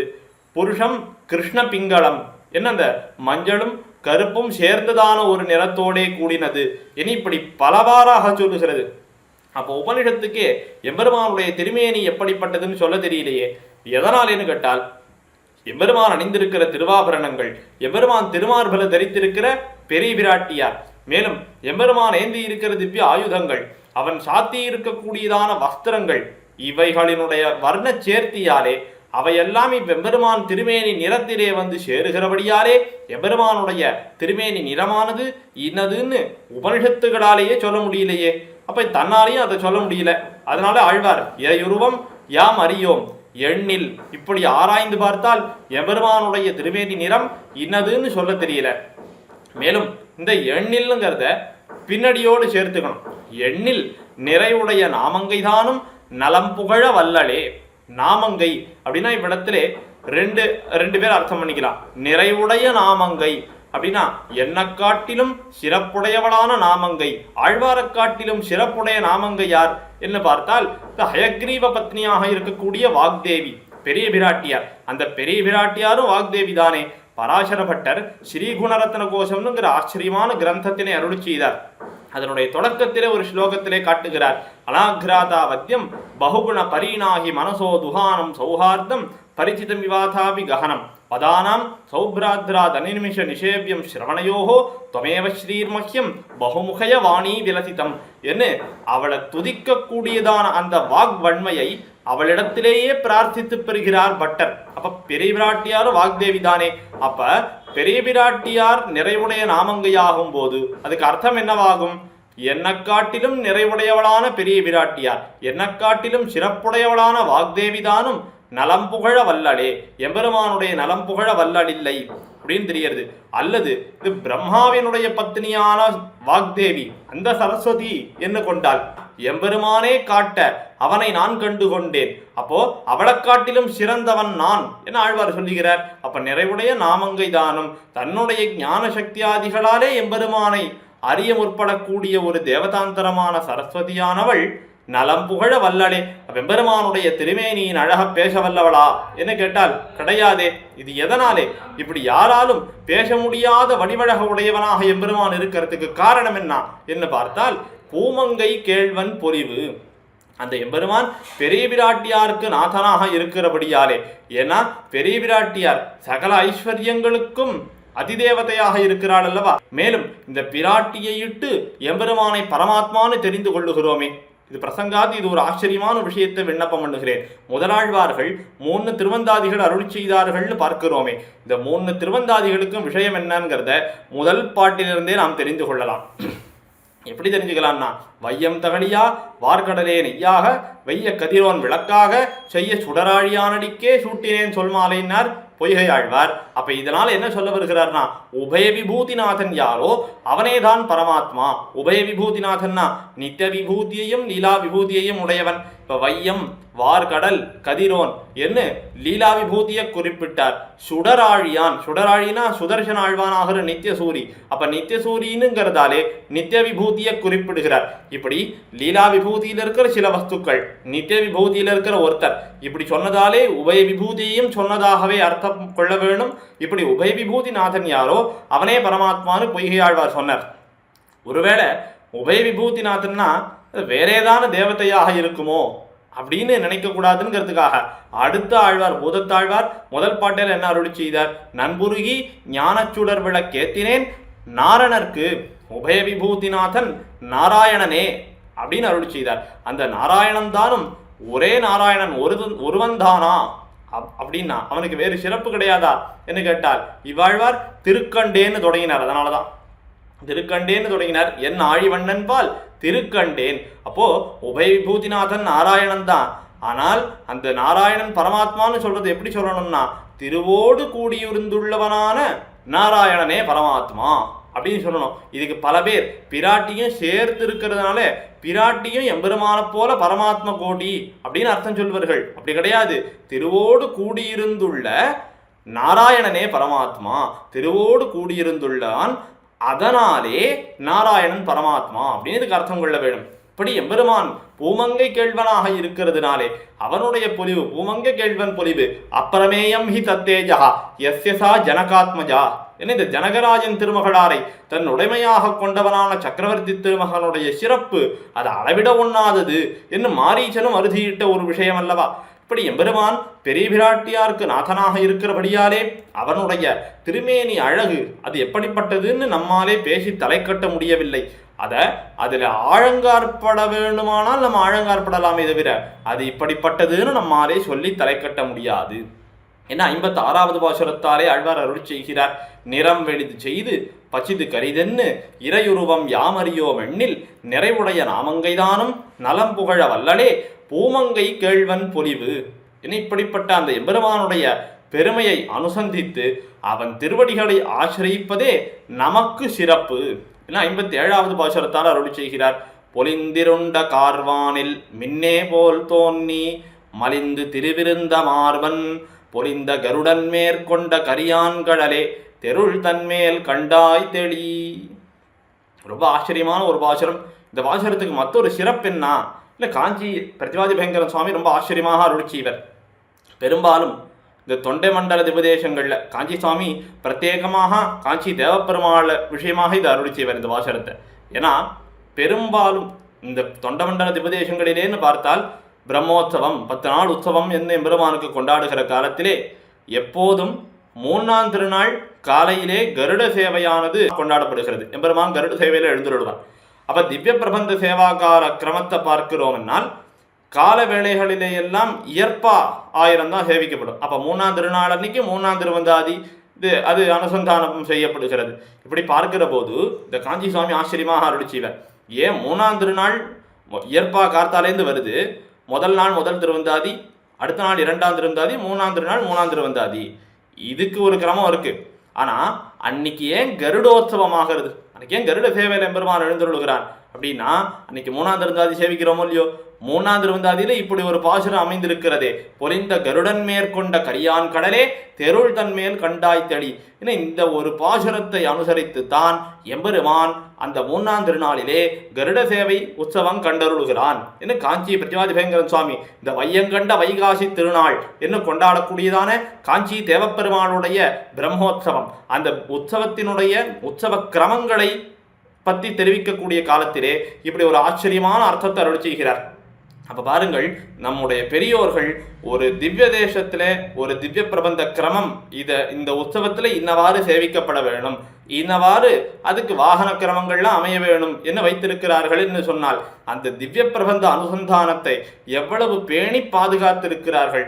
மேலும் அந்த திவ்ய பிரபந்தத்துக்குன்னு இல்லை, அந்த பிரபந்தத்திலே ஆழ்வார் அருளி செய்திருக்கிற ஒரு பாசுரத்திலே வரக்கூடிய ஒரு வரி, அந்த ஒரு வரிக்காக அந்த எம்பெருமான் அந்த ஒரு வரியை பரிபாலனம் பண்றதுக்காக, அந்த திவ்ய பிரபந்தத்தினை பரிபாலனம் பண்ணுவதற்காக, நன்னாக திருச்செவி சாத்துவதற்காக அதில் ஆழ்வார் என்ன அருளி செய்திருக்கிறாரோ அவ்வாறே இன்னளவும் நாம் எல்லாரும் சேவிக்கும்படியாக அந்த பிரம்மோத்சவத்திலே சேவை சாதிக்கிறானே. பாருங்கள் எவ்வளவு ஆச்சரியம். இப்படி நம்முடைய பூர்வர்கள் வைத்திருக்கக்கூடியதான கிரமங்கள் அவைகளே வாசாம் அகோச்சரம். இது பிரசங்காத்து விண்ணப்பம் பண்ணிக்கிறேன். இப்படி பொலிந்த கருடன் மேல் கொண்ட கரியான் கடல் பொலிந்திருண்ட கார்வானில் மின்னே போல் தோன்னி. எம்பெருமானுடைய திருமேனி எப்படி இருக்கிறது, நன்னாக செறிந்து இருள உடையதான கருத்த மேகங்கள், அந்த மேகங்களின் நடுவிலே ஒளிவிடக்கூடியதான மின்னல் போல தோன்னி. இந்த மின்னே போல் தோன்னிங்கிறது எங்க அன்வைக்கும்னா, மலிந்து திருவிருந்த மார்பன்னு சொல்றாரு இல்லையோ, அந்த திருவோடு அன்வைக்கும். இந்த மின்னல் அது திருவோடு அன்வைக்கும். அப்போ பொலிந்திருண்ட கார்வானம் எம்பெருமான் திருவேணிக்கு உவமை, மின்னே போல் தோன்றினது திருவுக்கு உவமை. அப்ப அந்த பெரிய பிராட்டியார் அவள் மின்னலை போல அந்த எம்பெருமானுடைய திருமேனியில எழுந்தருளி இருக்கிறாள் என்ன பார்க்கிறோம். மலிந்து திரு இருந்த மார்பன், திரு மலிந்திருந்த மார்பன். ஏன்னா இந்த பெரிய பிராட்டியார் எப்படி எம்பெருமான் திருமார்பிலே எழுந்தருளி இருக்கிறாள் என்று பார்த்தால், அந்த பெரிய பிராட்டியார் எழுந்தருளி இருக்கிற இருப்பை பார்த்தாலே பெரிய பிராட்டியாருக்கு எம்பெருமான் விபூதி பூதனோ, எம்பெருமான் பெரிய பிராட்டியாரோட சொத்தோ என்று சொல்லும்படியாக அந்த எம்பெருமானுடைய திருமார்பிலே அத்தனை ஆச்சரியமாக அந்த பெரிய பிராட்டியார் எழுந்தருளி இருக்கிறாள். அப்படி மலிந்து திரு இருந்த மார்பன், இப்படிப்பட்ட அந்த எம்பெருமானுடைய திருமார்பானது அமைந்திருக்கிறது. இப்படி அந்த பெரிய பிராட்டியாருக்கு தான் விபூதி பூதனாக எம்பெருமான் தானே அபிமானிக்கிறான். அவ்வளவு ஆச்சரியமான ஒரு திருமேனி எம்பெருமானுடைய திருமேனி. இப்படிப்பட்ட அந்த எம்பெருமான் அவனுடைய திருமேனியை சேவிக்கிறார் ஆழ்வார். மலிந்து திரு இருந்த மார்பன், இருந்த மார்பன்னா அகலகில்லேன் இறையும்னு சொல்றாளே பிராட்டி. கில்லேன் அப்படின்னா சக்தி இல்லை அப்படின்னு அர்த்தம். இந்த திருமார்பை பிரிவதற்கு எனக்கு சக்தி இல்லை அப்படின்னு சொல்லுகிறாள் பிராட்டி. நாம் எல்லாரும் துவயானுசந்தானம் பண்ண வேண்டும். மந்திர ரத்னானுசந்தான சந்தத ஸ்புரிதாதரம் என்ன மணவாள மாமனிகளை குறித்து கொண்டாடுகிறோமே, அப்படி பெரிய பிராட்டியாரோடு கூடியிருந்துள்ள எம்பெருமானை சரணமாக பத்துகிறேன். அந்த திவதம்பதிகளுக்கே அனைத்து கைங்கரியங்களையும் செய்ய வேண்டும் என்று அந்த கைங்கரிய பிரார்த்தனையை பண்ணுகிறேன். இப்படி துவயானுசந்தானம் பண்ணுகிறோமே, பெரிய பிராட்டியார் இந்த துவயானுசந்தானத்தை பண்ணிட்டு இருக்கா. என்ன துவயானுசந்தானம்னா அகலகில்லேன் இறையும் அப்படிங்கிற இந்த 2 வார்த்தைகளை எப்போதும் சொல்லிட்டு இருக்கா. இந்த பெரிய பிராட்டியாரை சேவிக்கணும்னா அந்த பெரிய பிராட்டியாரும் துவயானுசந்தானம் தான். அகலகில்லே நிறையும் அகலகில்லே நிறையும்னு சொல்லிகிட்டே இருக்கா.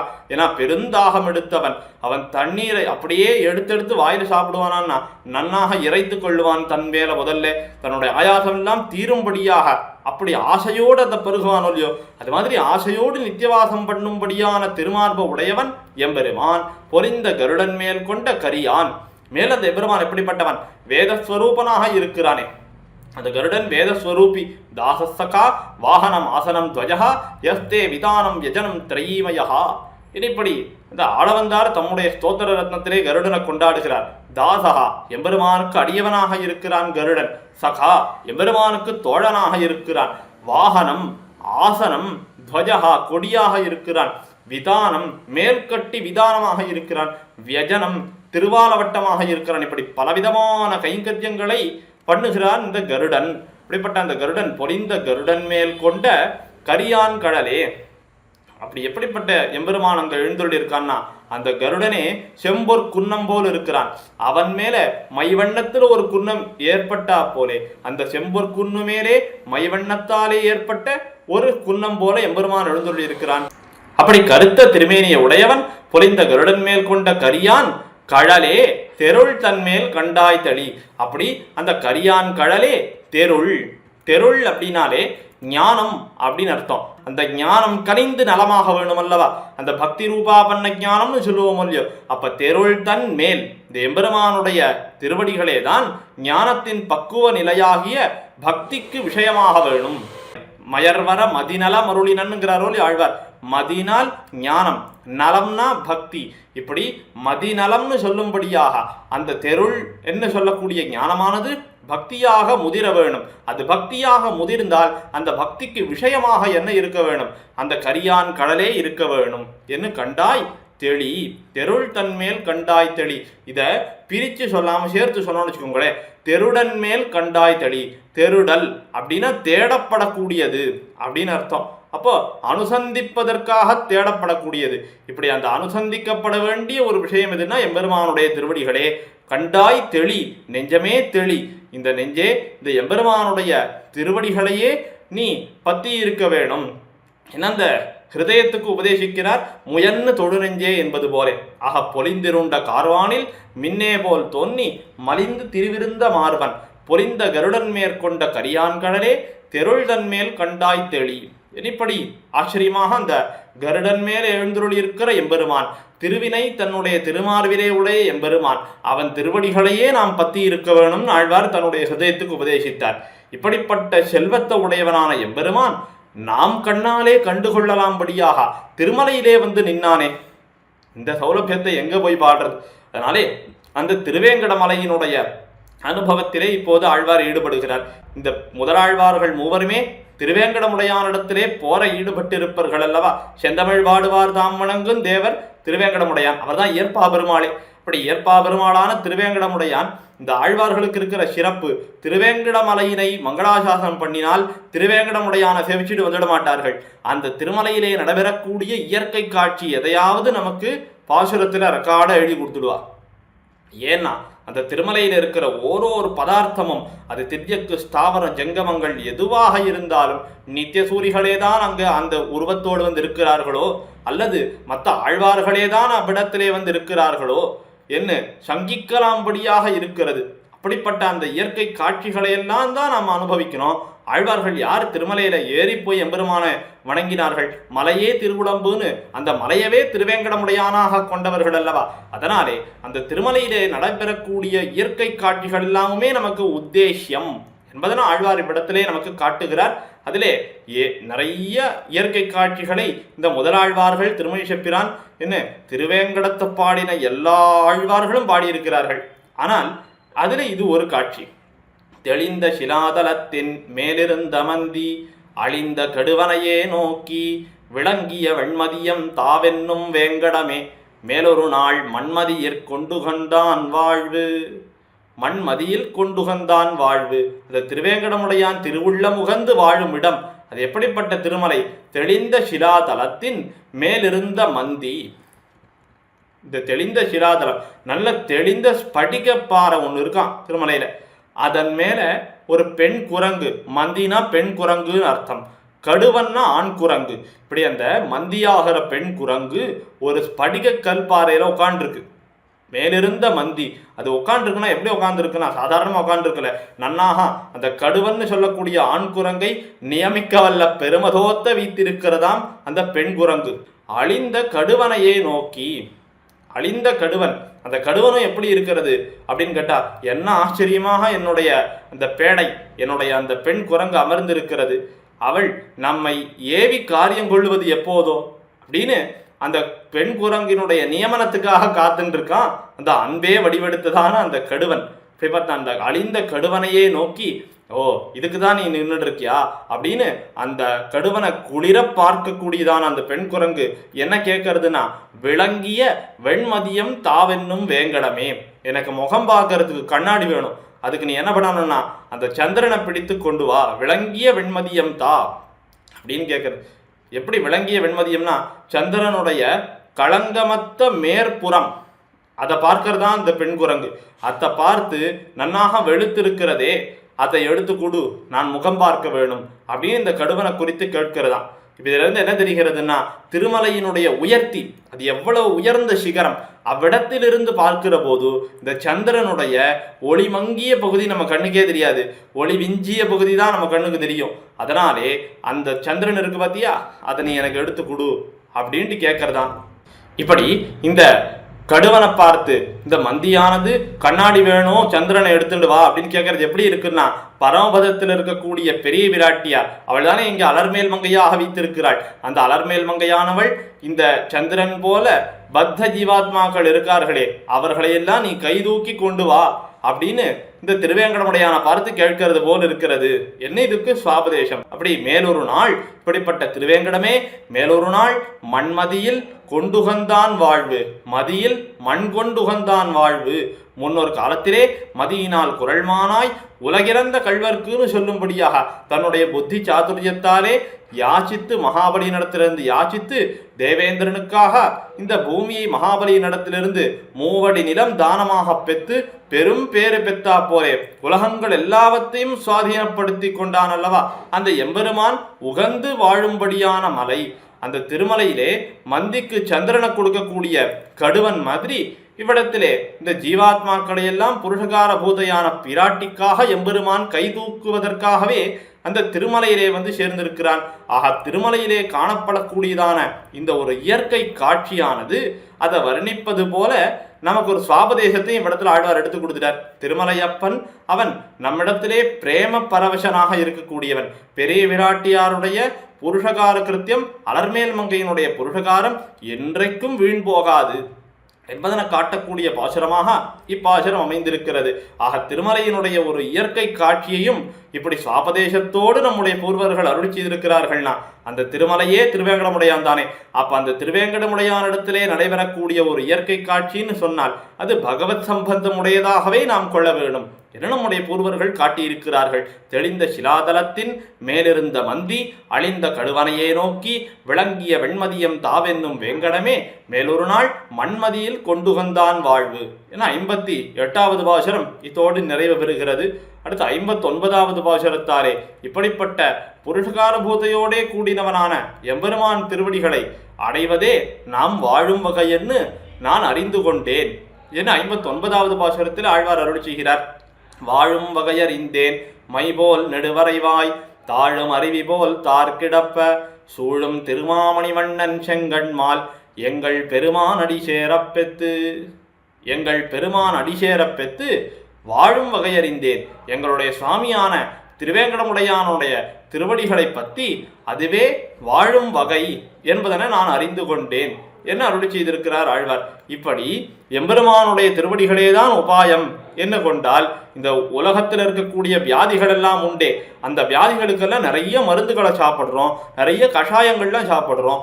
அவைகளை போல கசப்பா இருக்குமா இது அப்படின்னு பார்த்தால் சில இடங்களிலே எல்லாம் வைத்தியர்கள் பாலையே மருந்தாக சொல்லுவார்களாம். நம்ம பாலை வந்து போக்கியமான ஒரு வஸ்துவாக கொண்டிருக்கிறோம், ஆனால் அந்த பாலையும் சில இடங்களிலே அவர்கள் மருந்தாக சொல்லுவது போலே. அப்போ அது அந்த மருந்தே நமக்கு எவ்வளவு இனிமையானதாக இருக்கும். நான் இவ்வளோ நாளாக ஏதோ ஒரு போக்கிய வஸ்துன்னு நினச்சிட்டு இருந்தேன், அதில் மருந்து இருக்கு போல் இருக்கே அப்படின்னு அதை இன்னும் போக்கியமாக எப்படி சாப்பிடுவோம். அதுபோலே மை போல் நெடுவரைவாய் தாழும் அருவி போல் தார்கிடப்ப அந்த எம்பெருமானுடைய திருமேனியில் எப்படி இருக்குன்னா மை போல் நெடுவரைவாய், இப்படி மை போல்ன இருண்டதான ஒரு பெரிய மலையினுடைய சிகரத்திலிருந்து தாழும் அருவி போல் அந்த மலையுச்சியிலிருந்து பெருகி வழியக்கூடிய அருவிகளைப் போலே எம்பெருமானுடைய திருத்தோள்களிலிருந்து அந்த திருமாலைகள் மிக அழகாக ஒளிவிடுகின்றன.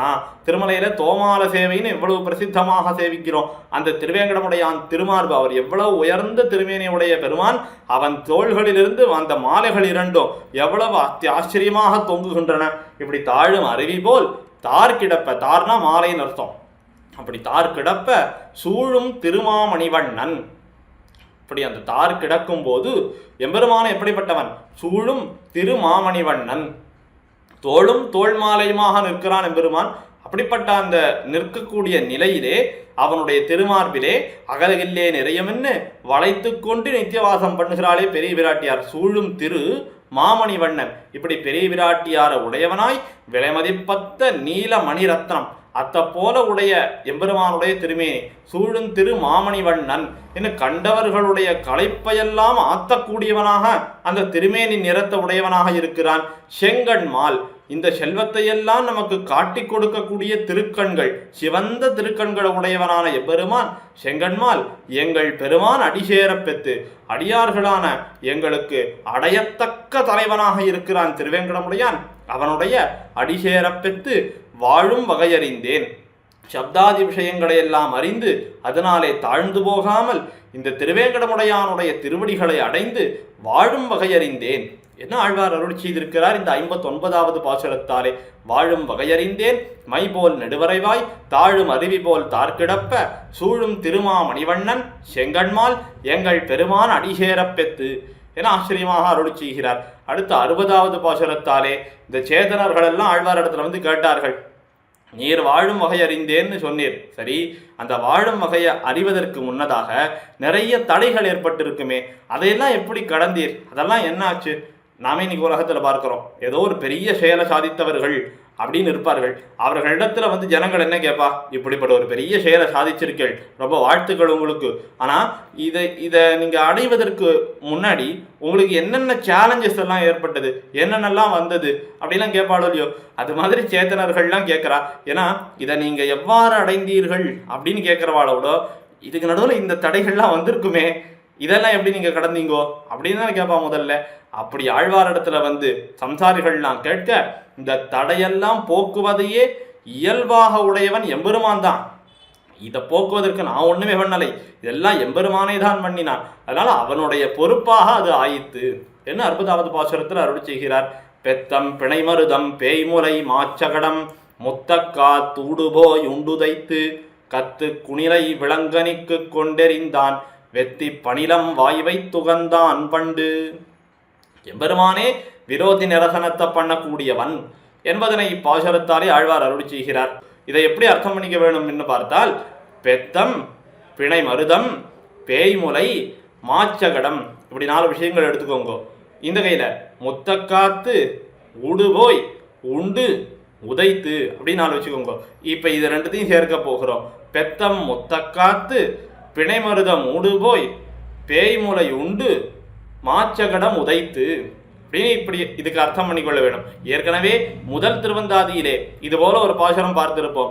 அரவ மடல்வேழம் ஆண் குருந்தம் புல்வாய் குறவை குடமுறை மற்குன்னம் கரவின்னி விட்டிருத்து மெய்த்தொசித்து கீண்டு கோத்தாடி உண்டட்டெடுத்த செங்கணவன் செங்கணவன் கரவின்னி. இதுக்கு என்ன அர்த்தம் பண்ணிக்கணும்னா, அரவம் அடல்வேடம் ஆண் குருந்தம் புல்வாய் குறவை குடம் முலை மல் குன்னம் என்ன இப்படி 10 விஷயங்களை எடுத்துக்கொண்டு இதெல்லாம் எம்பெருமான் என்ன பண்ணினான், விட்டு இருத்து மேய்த்து ஒசித்து கீண்டு கோத்து ஆடி உண்டு அட்டு எடுத்த செங்கடவன் என்ன இப்படி இதை ஒன்னோடு சேர்த்து அர்த்தம் பண்ணி கொள்ள வேண்டும். இதுக்கு சம்ஸ்கிருதத்திலே யதாசங்கியாலங்காரம்னு பேரு, தமிழ்ல நிறநிறையணி என்று சொல்லுவார்கள்.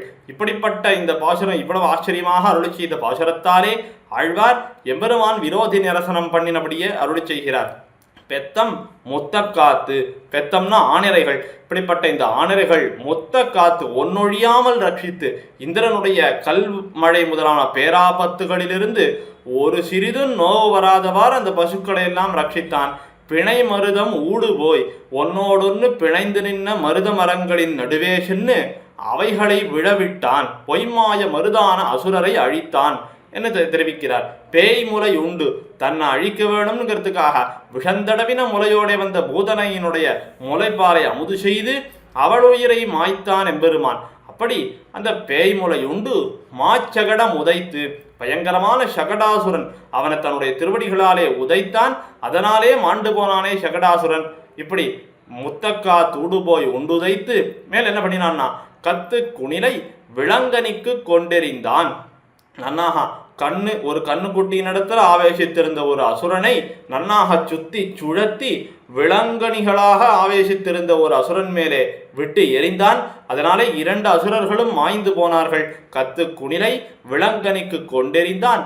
வெத்தி பணிலம் வாய்வை துகந்தான் பண்டுனா முன்னொரு காலத்திலே இப்படி அசுர ராட்சசர்கள் போர் புரிந்து கொண்டிருந்த காலத்திலேன்னு அர்த்தம் பண்ணிக்கலாம். அல்லது இது கண்ணனுடைய சேஷ்டித்தத்தை சொல்ற விஷயம் இல்லையோ. அதனாலே இப்படி குருக்ஷேத்திர யுத்தம் நடைபெற்ற காலத்திலே அந்த காலத்துல எம்பெருமான் என்ன பண்ணினான், வெத்தி பணிலம் வாய்வை துகந்தான். இந்த எதிரிகளை ஜெயிப்பதையே இயல்பாக கொண்டு படைபோர் புக்கு முழங்கும் அப்பாஞ்சஜன்யம் என்று சொல்லும்படியான அந்த ஸ்ரீ பாஞ்சஜன்யத்தையே எதிரிகள் அழியும்படியாக தன் வாயிலே வைத்து ஊதினானே. அப்படி ஊதினதினாலே எதிரிகள் அழிய பெற்றார்கள் என்று இந்த உலகத்துக்கெல்லாம் தெரிவித்தானே. இந்த பாஞ்சஜன்யத்தை ஊதினது எதுக்காக, நான் விரோதி நிரசனம் பண்ணினேன் அப்படின்னு தெரிவிக்கிறதுக்காக. இப்படி விரோதி நிரசனத்தையே இயல்பாக கொண்ட எம்பெருமான் என்னுடைய தடைகளை நன்னாக நீக்கினான். அது அவனுடைய பொறுப்பாக தன் பேராக கொண்டு நீக்கினான். அதனாலே நான் வாழும் வகையறிந்து அப்பெம்பெருமான் திருவடிகளையே சரணமாக பற்றி இருந்தேன் என்ன பேயாழ்வார் தாம் அருளி செய்த இந்த 3ஆம் திருவந்தாதியிலே 60வது பாசுரத்திலே அருளி செய்திருக்கிறார். பெத்தம் பிணைமருதம் பேய்முலை மாச்சகடம் முத்தக்கா தூடு போய் உண்டுதைத்து கத்து குணிலை விலங்கனிக்கு கொண்டெறிந்தான் வெத்தி பணிலம் வாய்வை துகந்தான் பண்டு. இப்படி ஆழ்வார் அருளி செய்திருக்கிறார். ஆக இன்னை தினம் இந்த 3ஆம் திருவந்தாதியிலே 51வது பாசுரம் தொடங்கி 60வது பாசுரம் வரைக்கும் இதனுடைய சாரமான அர்த்த விசேஷங்களை வியாக்கியான சக்கரவர்த்தியான பெரியவாச்சான் பிள்ளையும் அப்பிள்ளையும் அருளி செய்திருக்கக்கூடிய வியாக்கியானங்களை அடியொத்தி இவ்வடியவன் யதாமதி யதாசக்தி யதா அவகாசம் ஒருவாறு விண்ணப்பம் செய்திருக்கிறேன். இதிலே குறைகள் ஏதும் இருக்குமேயானால் பெரியோர்கள் யாவரும் அடியேனை திருத்தி பணி கொள்ள வேணுமாய் பிரார்த்தித்து அடியேனுடைய இந்த உரையினை முடித்துக் கொள்ளுகிறேன். விஜ்ஞாபனம் யதிதமத்யது மாமகீனம் அங்கீகுருஷ்வ யதிராஜ தயாம்புராஷே அக்ஞோயமாத்ம குணலேஷ விவர்ஜிதश्च தஸ்மாதனன்ய சரணோ பவதீதி மத்வா. ஆழ்வார் திருவடிகளே சரணம், எம்பெருமானார் திருவடிகளே சரணம், ஜீயர் திருவடிகளே சரணம். பற்பமென திகழ் பைங்கழலும் தன் பல்லவமே விரலும். பற்பமென திகழ் பைங்கழலும் தன் பல்லவமே விரலும். பாவனமாகிய பைந்துவராடை பதிந்த மருங்கழகும். பாவனமாகிய பைந்துவராடை பதிந்த மருங்கழகும். முப்புரி நூலோடு முன்கையில் ஏந்திய முக்கோல் தன்னழகும். எப்பொழுதும் யதிராசன் வடிவழகு என் இதயத்துள்ளதால் இல்லை எனக்கெதிர் இல்லை எனக்கெதிர் இல்லை எனக்கெதிரே. இல்லை எனக்கெதிர் இல்லை எனக்கெதிர் இல்லை எனக்கெதிரே. இல்லை எனக்கெதிரே இல்லை எனக்கெதிரே இல்லை எனக்கெதிரே.